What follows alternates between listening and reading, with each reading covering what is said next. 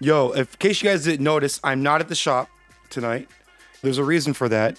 And the reason is because I ate some funky chow mein while I was there. And like I felt it bubbling up a couple of hours later. And I felt it. I resisted it. I tried my best. I barely made it home, y'all. I raced home and I had that gotta poop while I was driving. And it was a close call. I ran to the bathroom and it was an explosive experience. Oh, Jesus. Hype train running, by the way. Thank y'all. 89% level 1. Thanks for the love. The Brown Express train was running. The Brown Express, the gravy train is on the loose, and the chow mein train.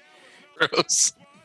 If I got a dip for a couple minutes, I need to fill time while you in the make middle it of the number show, 2. Great. I might join the Zoom from the bathroom. We could definitely make. Yeah, why not? Yeah, sure. Let's just go full send. Yeah. Battling ban evasion with Twitch with machine learning. Now, ban evasion from basically just from the context, I'm guessing is when somebody like changes their screen name or uses a different email address in order to evade being banned from a channel. Does that sound about right? Yeah, if it goes and hits you like your IP, it goes back to your ISP or something like that. That's like non-VPN like masked. I think if you're creating a set multiple Twitch accounts from the same email source or whatever, then that's gonna circle back to your IP. Yeah, circle this back. This article to dated the 30th of November. This is from Twitch. Let me put the link in the chat. Actually, that's probably a good start, right?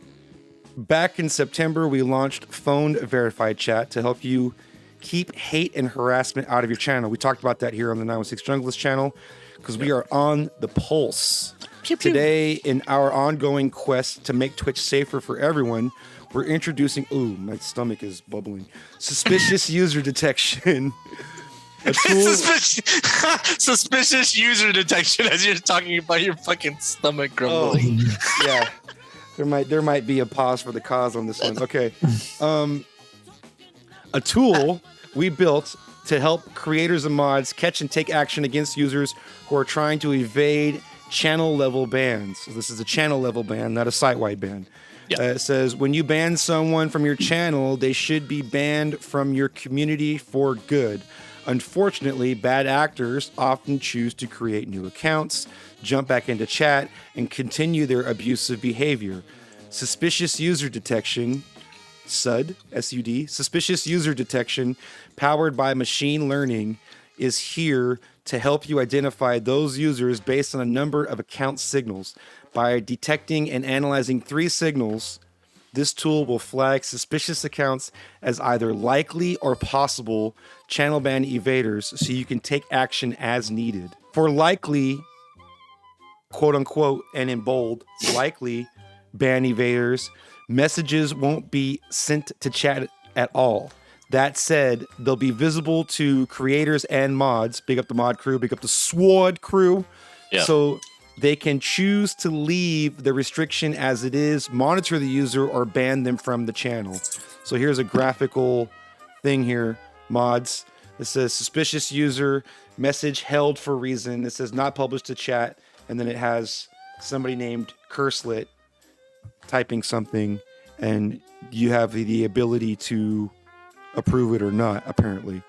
For possible, so that's for likely. That's for somebody who's likely is, like more than likely is, right?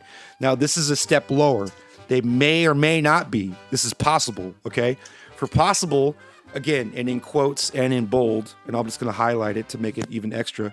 Ban evaders, messages will appear in chat normally, but the account will be flagged to the creator and their mods so they can monitor the user and restrict them from chatting if needed. So this is coming up. It says suspicious user monitored by ban evasion and level possible, and then you can choose to restrict or stop monitoring. So you can also adjust how messages from each group are treated. For example, if you want to be extra cautious, you can restrict messages from both likely and possible. These are preferences that you can set.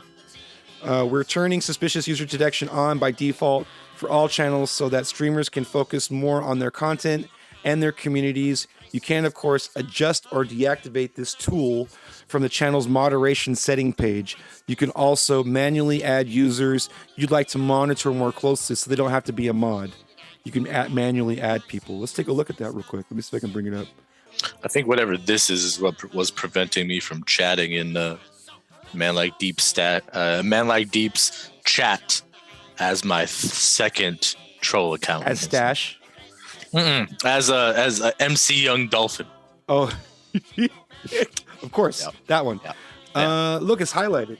It says, "Welcome to suspicious users." That just sounds like bad English. Welcome to the group called Suspicious Users. We're not doing nothing, we promise. Right? Okay. So ban evasion detection. By the way, this is in your settings under moderation. So in the settings, moderation, and then it says, "Welcome to suspicious users. We recognize to make room for our ban evasion detection feature.